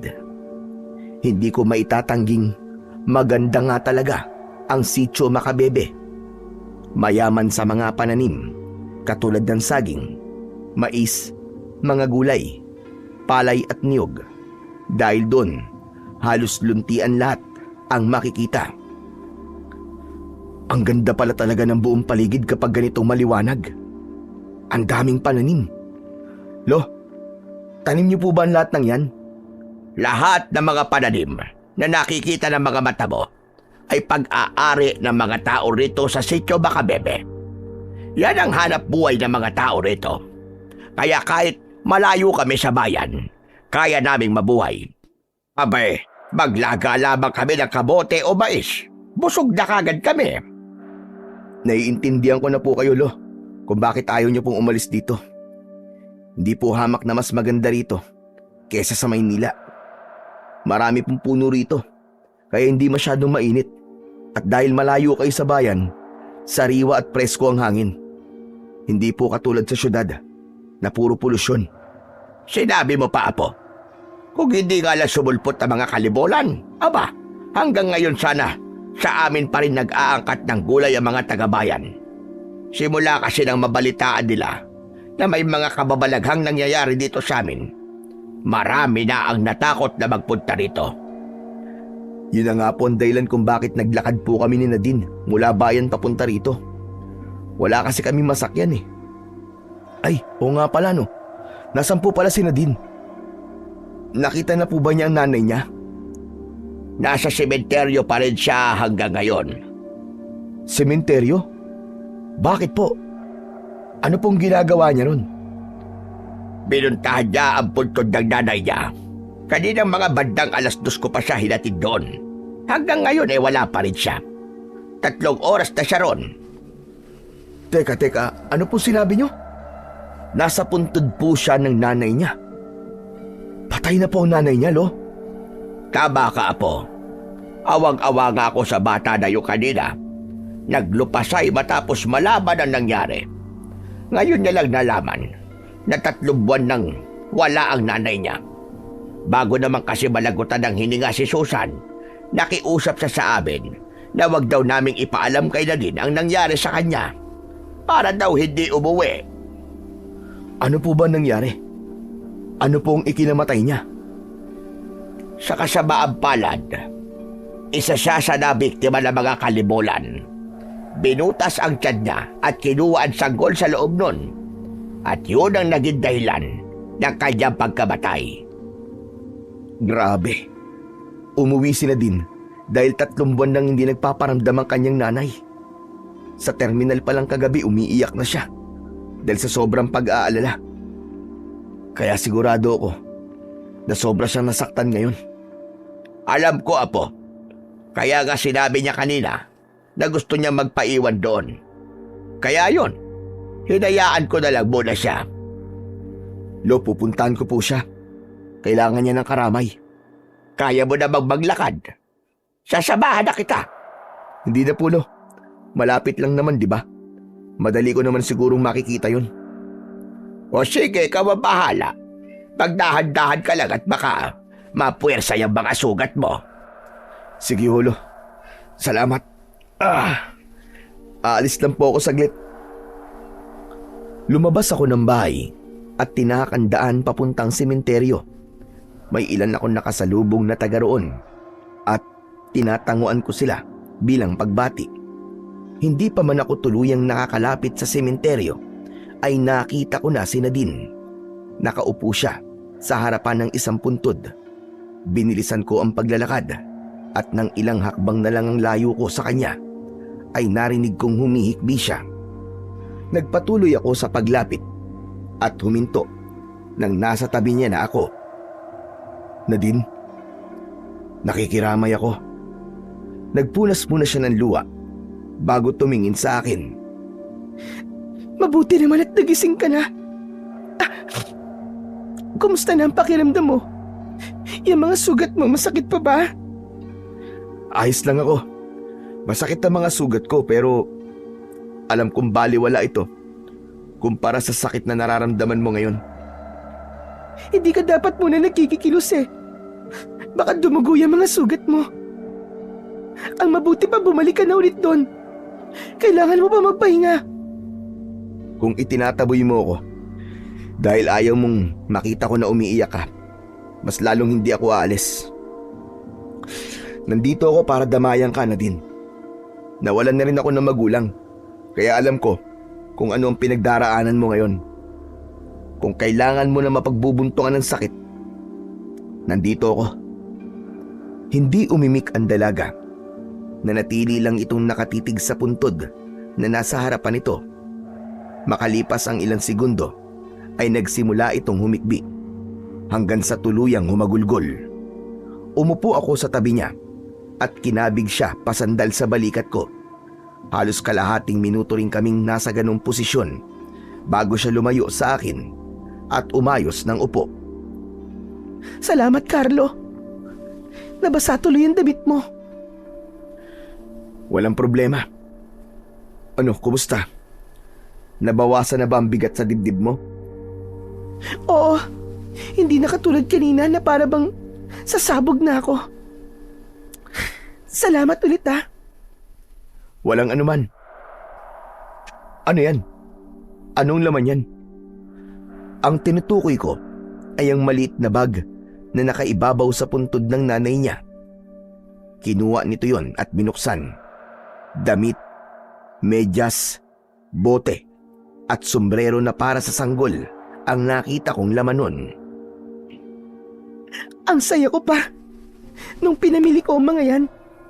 Kulay pink lahat kasi malakas ang pakiramdam ko na babae ang magiging kapatid ko. Babae kasi ang gusto ko para may aayusan ako kapag medyo malaki na siya. Pero wala na. Hindi na mangyayari yun. Habang nagsasalita ang dalaga, ay ramdam na ramdam ko talaga ang sakit na nararamdaman niya. Hindi lang siya nawalan ng nanay, nawalan din siya ng kapatid. Pasensya ka na kung wala akong masabi para pagaanin ang loob mo. Hindi ko kasi alam kung anong dapat kong sabihin. Basta ang alam ko lang, alam ko kung gaano kasakit ang pinagdaraanan mo ngayon dahil naranasan ko na rin yan. Anong ginawa mo para makalimutan mo ang sakit? Hanggang ngayon nandito pa rin ang sakit. Siguro dahil hanggang ngayon ay hindi ko pa rin matanggap na wala na siya. Yung tao naman na inaasahan kong magiging karamay ko, wala siyang pakialam sa akin. Kaya naman umalis na lang ako sa bahay namin. Sa halip na intindihin, itinakwil niya pa ako bilang anak niya. Kaya ka ba nagpunta rito? Nagpunta ako rito dahil gusto kong lumayo muna sa magulo kong buhay at makapag-isip-isip. Pero babalik din naman ako sa amin. Ang lungkot din pala ng buhay mo. Kaya pala, nasabi mo na hindi lahat ng may pera ay masaya. Simula nang mawala si Mama, hindi na ulit ako nakaramdam ng totoong saya. Pero hindi halata sa'yo na hindi ka masaya sa buhay mo at may pinagdaraanan ka. Dahil katulad mo, ayoko rin na may makakita na mahina ako. Paano mo nasabi na ganyan ako? Kagabi sa terminal, alam kong umiiyak ka. Pero nagpunas ka muna ng luha bago ka umarap sa akin. Tapos ito, ngayon ulit. Nung buhay pa kasi ang nanay ko, palagi niyang sinasabi sa akin na kahit daw hinang-hina na ako, dapat hindi ko pa rin yun ipakita sa ibang tao. Kaya minsan, kahit sa kanya, hindi ko pinapakita na nahihirapan ako. Nasanay ako na sinasarili lang ang mga problema ko. Pero minsan pala, kailangan mo rin bawasan ang bigat ng sakit na nararamdaman mo. Ayaw mo ba't subukan? Ang umiyak? Ayoko. Isang paraan lang ang alam ko para maglabas ng sakit. Pakikipagbasag ulo? Ganun ba? Parang ganun na nga. Kaya pala kinawawa mo yung mga kalibulan kagabi. At ang saya mo pa kagabi, kahit puro sugat ng katawan mo. Ang mga salot na yun, sila pala ang pumatay sa nanay ko. Sa susunod, ako na ang makikipagpatayan sa kanila. Anong sa susunod? Napatay ko na yun lahat, hindi ba? Hindi ba nabanggit sa'yo ni Lolo Ambo na meron pang iba? Marami raw yun sila. Kaya nga mas lalong natakot ang mga tao matapos nilang makita na may napatay tayong kauri ng mga kalibulan. Siguro raw, nasusugod yung iba para magiganti. Walang nabanggit sa akin si Lolo. Kung totoo yung sinasabi mo, dapat pala tayong maganda. Anong maganda? Hindi ka aalis? Aalis? Saan naman ako pupunta? Nanganganib na ang buhay mo rito. Sa susunod na sumugod na mga kalibulan, sigurado ako na walang sino man sa mga taga rito makakaligtas. Kaya tumakas ka na. Anong tumakas ang sinasabi mo, Nadine? At kung nanganganib pala ang lahat, bakit ako lang ang tatakas? Paano ka? Paano ang mga tao rito? Ayos lang sa akin kahit mamatay na ako. Wala na rin naman akong pupuntahan. Wala na rin si nanay. Pero ikaw, may mahal ka pa sa buhay na pwedeng balikan. Hindi ako tatakas. Lalo na ngayon nasa bingit ng kamatayan pala ang lahat ng tao rito. Dahil sa ginawa kong pagpatay sa mga halimaw na yun. Kung ganun ikaw ang bahala. Matagal pa naman bagong susunod na kabilugan ng buwan. Posible pang magbago ang isip mo. Hindi na magbabago ang isip ko, Nadine. Hindi ko ugaling tumakas sa lahat ng uri ng laban.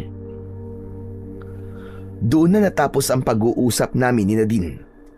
Dahil hindi na siya ulit nagsalita, kaya hindi na rin ako umimik. Napatingala ako sa langit nang bigla yung magliwanag dahil sa biglaang pagkidlat. Hudyat yun, nauulan. Nadine, hindi pa ba tayo uuwi? Malapit ang dumilim at mukhang uulan pa. Balik na lang ulit tayo bukas. Malapit lang naman eh. Nanatiling walang imik ang dalaga pero tumayo ito at naunang maglakad. Nang makarating kami sa bahay ni Lolo Ambo, ay doon lang ulit ito nagsalita. Lolo Ambo, uuwi lang po muna ako sa bahay namin. Aba, bakit ka uuwi? Sinabi ko naman sa'yo, hindi ba? Dapat pwede kang tumuloy dito hanggat hindi pa naayos ang bubong ng bahay ninyo. Sa may kusina lang naman po banda na alis ang bubong. Buo pa rin naman po ang bubong sa kwarto. Kaya may matutulugan pa po ako. Sige po, alis na po ako, Lolo Ambo. Ngunit hindi pa man nakakatatlong hakbang ang dalaga, ay humarang na ako sa daan niya. Ops! Hindi ka pwedeng matulog doon mag-isa, delikado. Dito ka na muna. Huwag ka mag-alala. Matagal pa ang susunod na kabilugan ng buwan, kaya walang mangyayaring masama sa akin. At isa pa, gusto ko kasi munang mapag-isa. Tumingin muna ako kay Lolo Ambo, at nang tumango ang matanda, ay saka ko lang ulit binalingan si Nadine. O sige, kung yan ang gusto mo, hatid na lang kita ron. Huwag na, Carlo. Hindi ka pa magaling.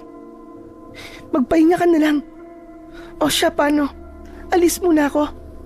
Mang Ambo, alis na po ako. Nang lampasan ako ng dalaga, ay sinundan ko na lang siya ng tingin. Kung ako lang ang masusunod, gusto ko sana siyang samahan. Pero sa kanya na nanggaling na gusto niya munang mapag-isa, kaya hindi ko pwedeng ipilit ang gusto ko. Huwag ka mag-alala, Apo. Walang mangyayaring masama sa kanya. Katatapos lang ng kabilugan ng buwan, kaya matagal-tagal ulit bago may bumalik na kalibulan dito sa baryo. Sabihin na natin ganun nga, Lo. Pero may pinagdaraanan kasi siya. Baka mamaya kung anong maisipin niyang gawin sa sarili niya. Baka Diyos na batayang sila din. Kaya alam kong hindi niya gagawin yon. Dahil alam niyang kasalanan yon. Sana nga po, Lo. Pupuntahan ko po kagad siya bukas ng umaga para kumustahin. Ayos! Magandang ideya ang naisip mong yan. Siya nga po pala, Lo. Totoo po ba na susugod po ang mga kalibulan para ipaghiganti po ang mga kauri nila na napatay ko?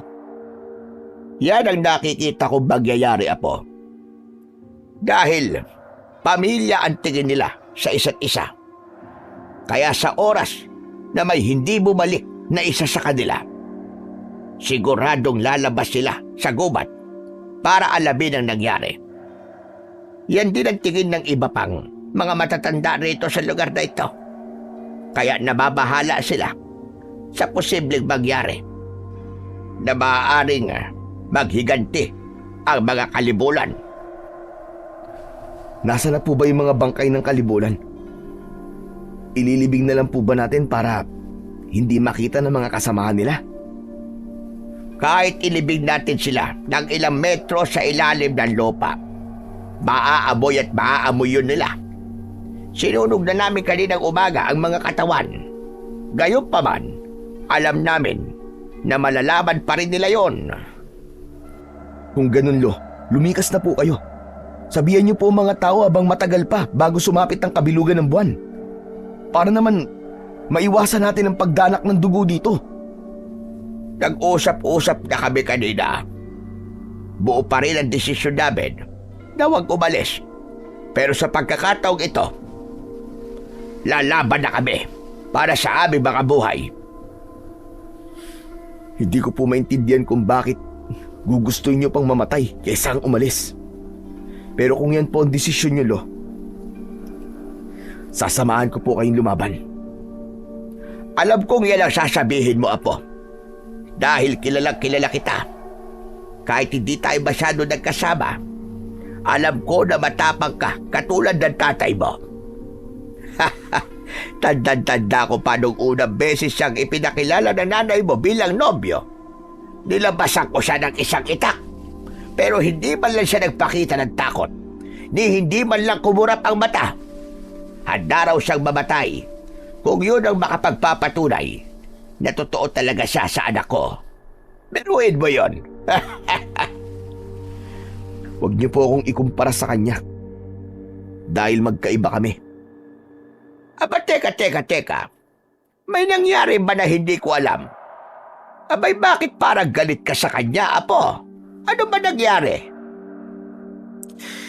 Mahabang kwento, Lo. Ang masasabi ko lang po, wala na akong tatay.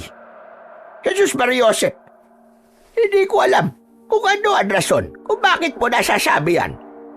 Pero kung ano man ang gulong namamagitan sa inyong mag-ama ngayon, abay sana maayos nyo yan. Magkakaayos lang po siguro kaming dalawa kung tanggap niya ang pagkakamali niya. Tanggap ko naman po ang pagkakamali ko, Lo eh. Pero siya, tingin niya sa lahat ng mga ginagawa niya tama. Siya ang palaging tama.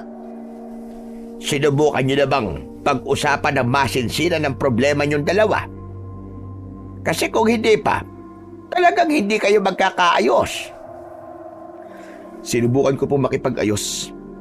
Pero puro mali ko na lang pong nakikita niya. Bulag po siya sa sarili niyang mga pagkakamali. Pambihira. Mukhang ang laki-laki ng galit mo sa kanya. Pero Apo, kahit anong mangyari, kahit bali-baligtarin man ang mundo, tatay mo pa rin siya. Sana, manaig pa rin dyan sa puso mo ang pagpapatawad. O siya, mukhang luto na yung niluluto ko, mais. Titignan ko lang saglit. Ako na po, Lo. Pagkasabi nun, ay tumayo ako, papunta sa kusina. Nang makitang luto na yon, ay naglagay ako sa plato at bumalik sa kinaroroonan ng matanda. Nagluto lang ako nito para matikman mo. Pero kung gusto mo maghapunan ng kanin, abay meron naman akong sinaing doon. Ayos na po sa akin itong mais, Lo. Hindi rin naman po ako sanay kumain ng kanin kapag gabi ni. Ngayon ko lang naalala. Dapat pala binigyan ko kanina si Nadine para naman may naiuwi siya. Kung ganun, dadalang ko na lang po siya. O sige, ikaw ang bahala. Dalhan mo siya para makakain din siya nitong mais. Nang marinig ang sinabing yun ng matanda, ay bumalik ako sa kusina at naglagay ng ilang pirasong mais sa isang baunan. Lo, saglit lang po ah. Hatid ko lang po ito kay Nadine. Babalik din po kagad. O sige, mag-iingat ka. Pagkasabi nun, ay lumabas na ako ng bahay. 7:00 pa lang ng gabi, subalit tahimik na kagad ang paligid at nakapinid na lahat ng pinto at bintana ng bawat bahay. Hindi kalayuan ang bahay ng dalaga, kaya makalipas lamang ang 2 minutong paglalakad ay nakarating na ako sa tapat ng bahay nito. Ilang beses akong kumatok bago bumukas ang pinto. Natutulog ka na ba? Pasensya sa storbo ah. May dala akong mais. Pinabibigay ni Lolo. Hindi ka na sana nag-abala pa. Pero salamat, Carlo. Walang anuman. O sige, una na ako ah. Isara mo na ulit ang pinto. Sige, pakisabi kay Mang Ambo. Salamat. Tumango lang ako bilang pagtugon sa sinabi nitong yon. Hinintay ko munang isara nito ang pinto bago ako tumalikod at naglakad pabalik. Saktong pagdating ko sa bahay ay saka naman bumuhos ang malakas na ulan. Hindi ko tuloy maiwasang mag-alala para sa dalaga, lalo na't sira ang bubong ng bahay nito. Hindi ka pa ba matutulog, Apo? Abay, mauuna na ako. Kanina pa akong inaantok. Sige po, Lo. Sunod na lang po ako. Naupo muna ako sa tabi ng bintana at tumingin sa labas. Nang mga sandaling yun, parang bigla akong nakaramdam ng panghihina. Parang ngayon lang ininda ng katawan ko ang pagod. Ang dami palang nangyari sa loob ng isang araw at isang gabi. Nagtagal pa ako ng ilang minuto sa tapat ng bintana bago ko yun isinara. Pagkatapos nun ay pumasok na ako sa silid at nahiga sa tabi ni Lolo Ambo.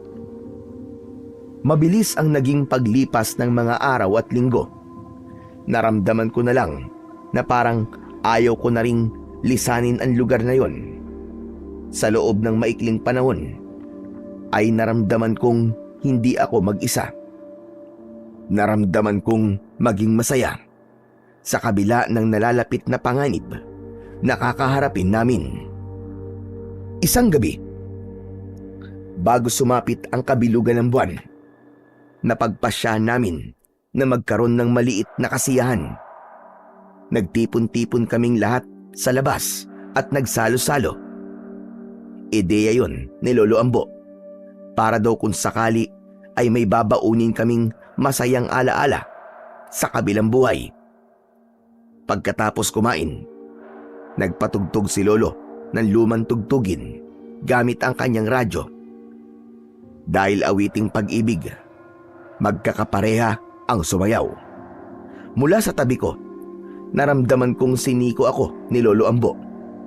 Nang lingunin ko siya, sinenyasan niya ako na lapitan si Nadine. Nag-ipon muna ako ng lakas ng loob bago ako tumayo at naglakad papalapit sa dalaga. Tumayo ako sa harapan niya at inilahad ang isa kong palad. Nadine, pwede ba kitang maisayaw? Sa halip na sagutin ang tanong ko, ay tumayo siya, sabay patong ng isa niyang kamay sa kamay ko. Naglakad kami papunta sa iba pang mga sumasayaw. At nang makahanap ng pwesto, ay humarap na kami sa isa't isa. Ipinatong niya ang dalawa niyang braso sa balikat ko, habang ang mga kamay ko naman ay nasa bewang niya. Habang sinasabayan namin ang tugtog, ay nakatitig lang ako sa kanya. Nang mga oras na yun, ay natiyak kong hindi simpleng paghanga lang ang nararamdaman ko para sa dalaga. Nang matapos ang kasiyahan na yon, ay tumulong muna kaming magligpit bago ko hinatid pa uwi si Nadine. Carlo, gusto bang magkape muna sa loob? Hindi na. Para makapagpahinga ka na. Anong oras na rin eh. Kung ganun, salamat sa paghahatid sa akin ha. Pagkasabi nun, ay bigla itong tumingkayad at dinampian ako ng halik sa pisngi. Bigla akong nanigas sa aking kinatatayuan dahil doon. Para ba akong naging rebulto? Para akong binuhusan ng napakaraming yelo. Alam kong hindi na ako bata para maramdaman ang kilig. Pero ng mga sandaling yon, ay hindi ko talaga maiwasang kiligin. Sige, pasok na ako, Carlo. Hinintay ko munang makapasok ang dalaga at maisara ang pinto bago ako napahawak sa dibdib ko dahil biglang bumilis ang tibok nito. Habang naglalakad pabalik, ay paulit-ulit na bumalik sa isip ko ang nangyari. Dahil doon, hindi ko namalayan na lumampas na pala ako sa bahay ni Lolo Ambo. Carlo, Apo! Hoy, saan ka mapupunta? Nang marinig ko ang boses na yun ng matanda, ay saka ko lang napansin na lampas na pala ako. Nagtataka tuloy ang tingin sa akin ni Lolo. Wala po. Dito lang po, magpapahangin. Bakit parang wala ka sa sarili habang naglalakad? Halika na nga rito. Abay, kanina pa kitang hinihintay eh. Napakunot ang noo ko dahil sa sinabing yun ng matanda. Naglakad ako papalapit at pagpasok ko ay saka ko nakita na naroon ng ilan sa mga kalalakihan sa lugar namin.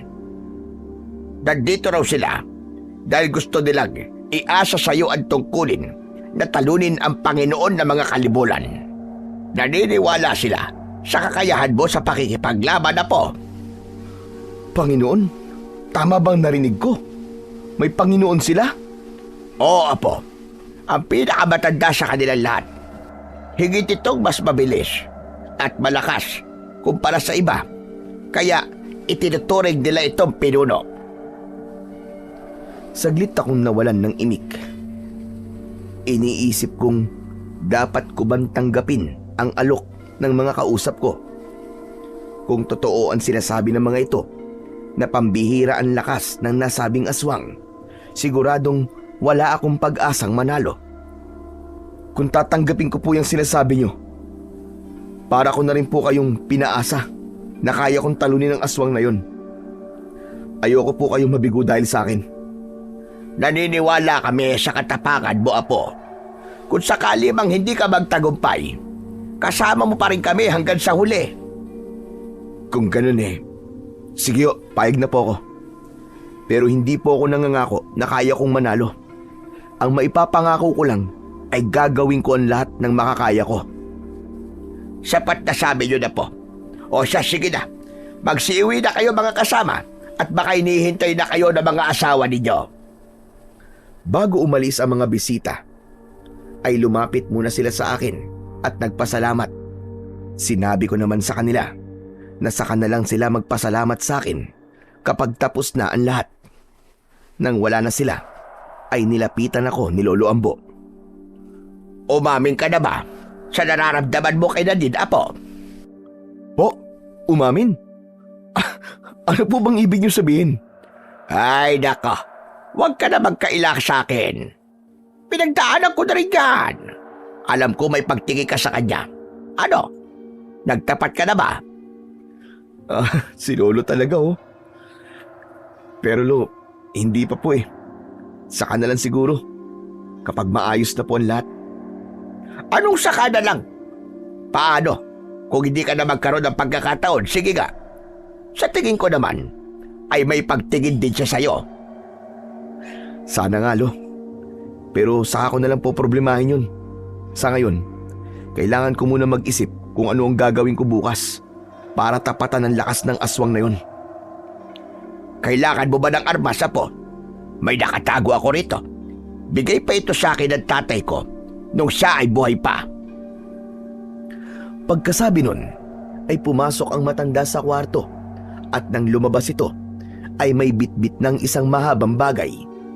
Namangha ako nang mati ako kung ano yun. Isa yung katana o mas kilala bilang samurai sword. Nang iabot yun sa akin ni Lolo, ay kaagad ko yung hinugot. Kuminang ang talim nito matapos maalis mula sa kaluban. Lo, ipapagamit mo sa akin yan? Kung makakatulog ba yan bakit hindi? Alam mo ba kung paanong gumamit niyan? Ngayon lang po ako nakahawak ng katana. Pero kaya ko naman po itong dalhin at gamitin. Mabuti naman kung ganon. Alam mo ba, Apo?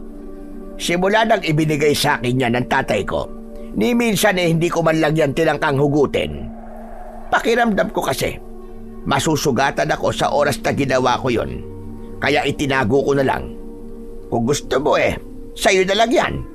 Ipapamana ko na sa'yo. Gusto ko sana pero wala naman akong paggagamitan yan.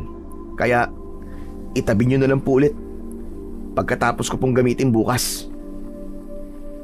Kanina parang hindi ka sigurado na mananalo ka. Pero ngayon, mukhang mataas na ang kumpiyansa mo, Apo. Parang ganun na nga po, Lo. Handa na po akong harapin ang aswang na yon. Tignan ko lang kung matalas pa ang ngipin niya kaysa sa talim ng katana na to. Pagkatapos ng pag-uusap namin na yon ni Lolo, ay nagpaalam na siyang matutulog. Ako naman ay nanatili pa ring gising at pinag-aralang gamitin ang hawak-hawak na armas. Nang hindi makontento, ay lumabas ako ng bahay at lumapit sa sagingan. 3 puno ang sabay-sabay na naputol at bumagsak matapos ko yung atakihin. Nasisiyahan akong naglakad pabalik sa loob ng bahay matapos kong matiyak kung gaano katalim ang sandata na hawak ko. Kinabukasan, maghapon kaming abala sa paghahanda para sa nalalapit na paglabas ng bilog na buwan. Tumulong ako sa pagkuha ng mga sanga ng kahoy para gawing sibat.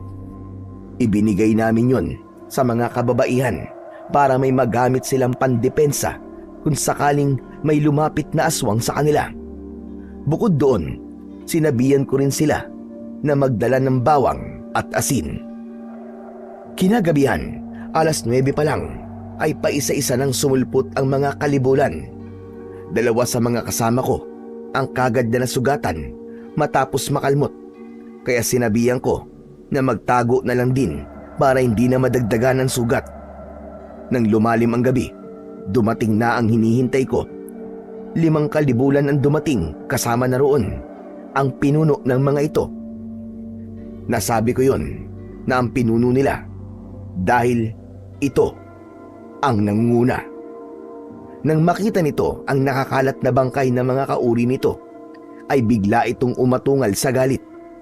Dahil putol ang mga katawan ng mga aswang, sa akin tumuon ang atensyon nito. Nang mga oras na yon, ay hawak ko sa kamay ko ang katana. Kaya nalaman ng aswang na ako ang pumatay sa mga kauri nito. Hindi ko inaasahan ang naging mabilis nitong pagkilos. At bago pa man ako makaiwas, ay nagawa na nitong kalmutin ako sa likod. Umayos ako ng tayo kahit sobrang sakit ng natamo kong sugat. Subalit hindi pa man ako tuluyang nakakabawi, ay muli na naman itong umatake sa akin. Dahil doon, nabitiwan ko ang hawak kong armas at tuluyan na akong napaluhod. Pakiramdam ko, tatakasan na ako ng ulirat dahil parang gusto nang pumikit ng mga mata ko. Tumingin ako sa paligid at nang makita kong hirap na rin sa pakikipaglaban ng mga kasama ko, ay bigla akong nagkaroon ng lakas. Dinampot ko ang nabitiwan kong armas at inihagis ko yun papunta sa isang kalibulan na nasa bubong ng isang bahay kung saan naroon si Nadine nagtatago. Saktong tumama ang katana sa katawan ng aswang, kaya nahulog yun. Dahil wala na akong sandata, dinukot ko sa bulsa ko ang nakel. Ito ang armas na palagi kong ginagamit kapag napapasabak ako sa trouble nung nasa Maynila pa ako. Saktong kakatapos ko lang isuot ng nakel nang biglang may aswang na sumugod. Ang ginawa ko, umikot ako at inaperkat ko ang aswang. Bumaliktad ito sa ere. Sinamantala ko ang pagkakataon na yon. Sunod-sunod na suntok sa muka at dibdib nito ang pinakawalan ko. Hindi ko ito tinigilan hanggang sa nawalan na ng balanse at bumagsak. Pero maya-maya lang ay bumangon ulit. Susugod na naman sana ito, subalit naudlot yon dahil bigla na lang may tumagos na katana sa tiyan nito. Mula sa likuran ng aswang ay nakita kong nakatayo si Nadine. Siya ang sumaksak sa aswang. Akala ko ay babagsak na ito, subalit nagulat ako nang bigla na lang itong umikot paharap sa dalaga. Bagaman hindi ko inaasahan na yun ang gagawin ng aswang, naging mabilis pa rin ang pagkilos ko. Nilapitan ko ito at hinugot ang armas na nakabaon sa likuran nito at pagkatapos ay winasiwas ko yun. Wala pang 1 segundo, nahati na ng 2 ang katawan nito. Magkahiwala yun na bumagsak sa lupa. Ayos ka lang ba? Hindi ka na dapat lumabas eh. Gusto ko lang naman makatulong. Ano ka ba? Munti ka na nga mapahamak dahil sa ginawa mo eh. Dito ka lang sa tabi ko. Huwag kang lalayo. Pagkasabi nun, nilapitan ko siya at hinawakan sa kamay. Dahil wala na ang pinuno ng mga kalibulan, ang hinarap ko naman ay ang iba pang mga aswang na buhay pa. Naging madali sa akin na ubusin ang mga ito dahil ang ilan ay sugatan na rin. Nang matapos ang madugon laban, laking pasasalamat ko dahil walang nawala sa amin. Pero halos lahat kami ay sugatan. Makalipas ang 3 buwan. Uy, ano na? Tititigan mo na lang ba ang bahay nyo? Hindi ka pa ba magdo-doorbell? Ilang minuto na tayo nakatayo dito sa labas Nag-aalangan kasi ako eh. Paano kung hindi na naman maging maganda ang pag-uusap namin? Ano ka ba? Ngayon ka pa ba atras? Ang layo ng biniyahe natin At isa pa, napag-usapan na natin to, hindi ba? Ang sabi mo, buo na ang loob mo na harapin siya. Oo nga. Pero paano kung ayaw niya pala akong makita? Bago ako umalis sa bahay na to, natatandaan kong itinakwil niya na ako eh. Tatay mo pa rin siya. Ilang buwan kayo hindi nagkita. Kaya sigurado kung namimiss ka na niya. Kaya sige na, mag-doorbell ka na. Para malaman na nila na nandito ka. Nagpakawala muna ako ng malalim na buntong hininga bago ko pinindot ang doorbell. Makalipas lamang ang ilang segundo ay bumukas ang pintuan ng bahay namin at mula roon ay lumabas si Tita Helena.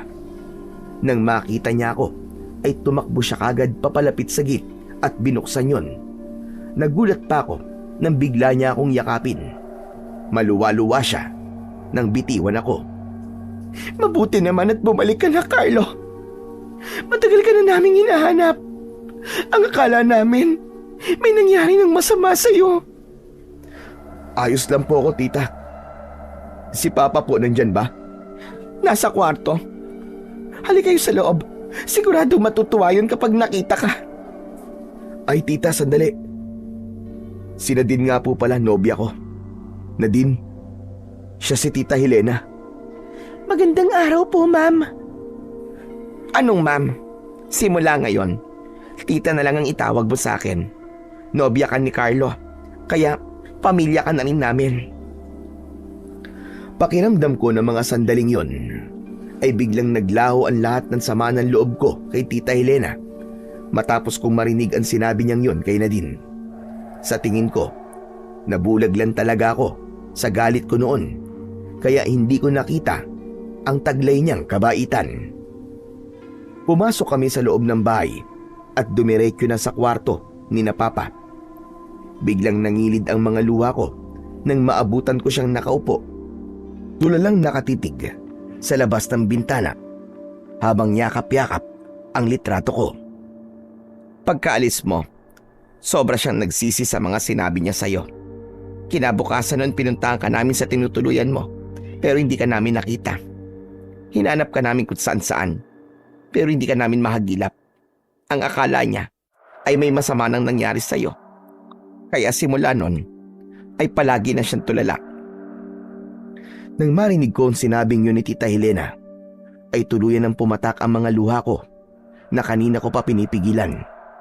Naglakad na ako, papalapit kay Papa at huminto. Sa harapan niya mismo, nakita ko kung paano nagbago ang ekspresyon ng mukha nito nang makita ko. Naramdaman kong nanghina ang mga tuhod ko, kaya lumuhod ako at isinubsob ang mukha ko sa tuhod nito. Pa! Patawad, Pa! Patawad! Yun ang paulit-ulit kong binigkas habang umiiyak sa tuhod niya.